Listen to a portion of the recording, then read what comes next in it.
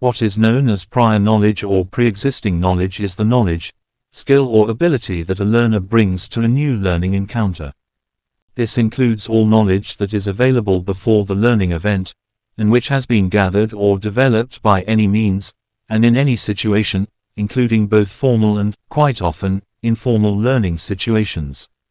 Learners need enough previous knowledge and understanding to enable them to learn new things. They also need help making links with new and previous explicit knowledge.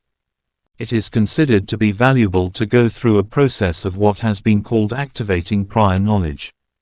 Teachers often go through this process at the beginning of a new topic. They also use introductory strategies at the beginning of lessons which are continuations from previous lessons. In terms of the practicalities of teaching, this is a process of making children think about the topic or remember what has been covered already. In terms of theory, it is to do with activating particular schemas.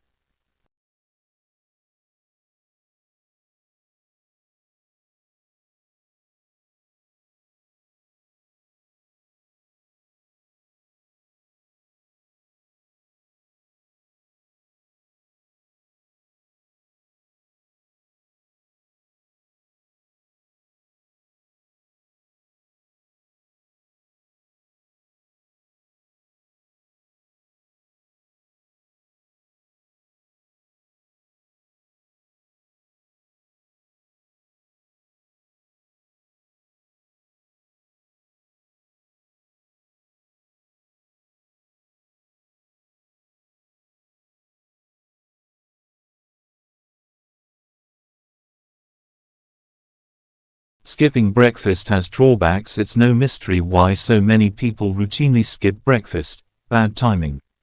It comes at a time when folks can be more occupied with matters of grooming, attire and otherwise making themselves presentable for a new day. However, studies conducted both in the United States and internationally have shown that skipping breakfast can affect learning, memory and physical well-being. Students who skip breakfast are not as efficient at selecting critical information for problem solving as their peers who have had breakfast. For school children, skipping breakfast diminishes the ability to recall and use newly acquired information, verbal fluency, and control of attention, according to Ernesto Pollitt, a UC Davis professor of pediatrics whose research focuses on the influence of breakfast on mental and physical performance. Skipping breakfast can impair thinking in adults, also. For both children and adults, a simple bowl of cereal with milk goes a long way toward providing a sufficiently nutritious start to the day. Green Burgesson recommends choosing a cereal that's low in sugar.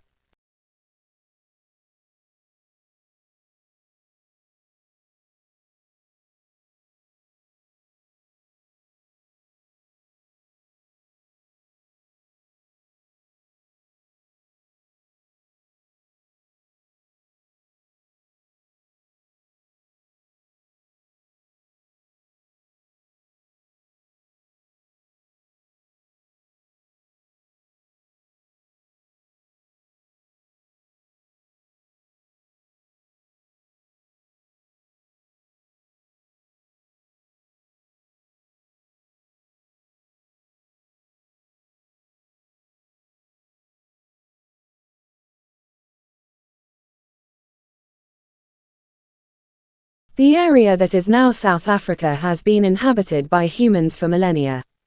The San, the original inhabitants of this land, were migratory people who lived in small groups of about 15 to 20 people. They survived by fishing and hunting and by gathering roots and other wild foods. They did not build permanent dwellings but used rock shelters as temporary dwellings. Around 2,000 years ago, Khoikhoi pastoralists migrated to the coast. In the eastern part of present-day South Africa, iron-working societies date from about 300 AD. The Botswana and Nguni peoples arrived in this region around 200 AD.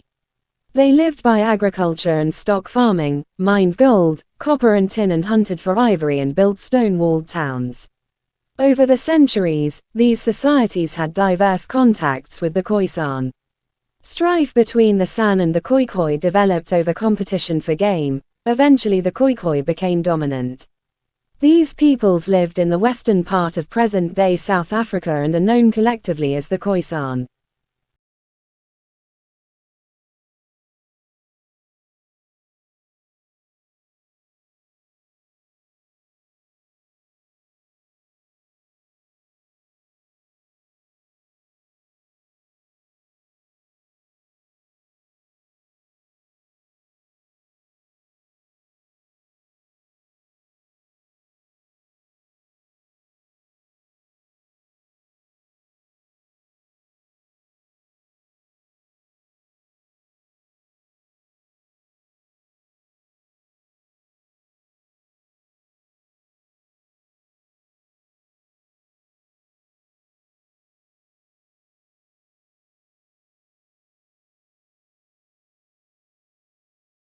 It might seem a little eccentric, but reviewing your work by reading it aloud can help to identify the woolliest areas. This works best if you perform your reading in a theatrical way, pausing at the commas and ends of sentences. If you run out of breath during a sentence, it is probably too long.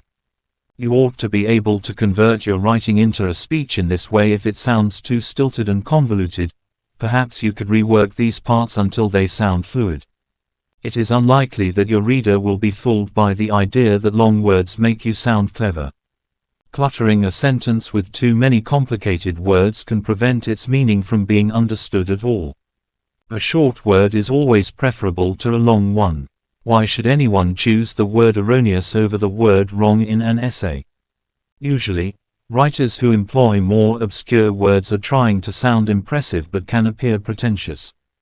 Direct words enable you to control what you are saying, and are not necessarily babyish, but the most appropriate ones for the job. When you read your writing aloud, you will notice that the key stress comes at the end of your sentence. It is, therefore, most effective to end with a short and emphatic word to secure your point. Try to resist the impulse to waffle at the end of your sentence by trailing off into qualifying clauses.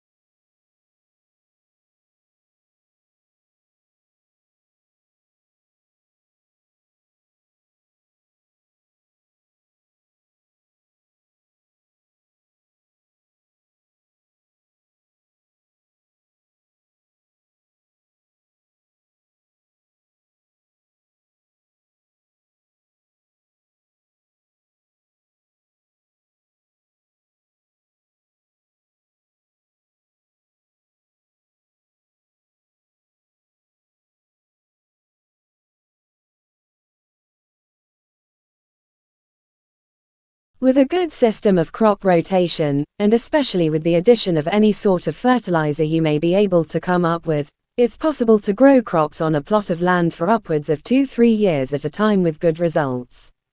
Ultimately, though, you must let the land rest if you hope to continue farming there in the long run. Allowing a plot of land to rest for a period of time is known as letting the field go fallow, and there are several reasons for this. Allowing a field or plot to lie fallow means that you don't grow anything new on it, don't harvest anything and don't graze any animals on the land for at least a year. Sometimes a field will lay fallow for 2, 3 or even 4 years, but the traditional standard on many farms was to let a field lie fallow once every 2-3 years. This fallow period allows the land to replenish many of its nutrients. The root networks of various grasses or ground covers, like clover, have a chance to expand and grow, which further strengthens the soil and protects it from erosion. During the fallow period, there are many beneficial flora and microfauna, including cyanobacteria, which live in the soil. These microorganisms continue to be active at the root level, steadily improving the quality of the soil so that when you come back in a year or 2, you can begin planting food or cash crops anew.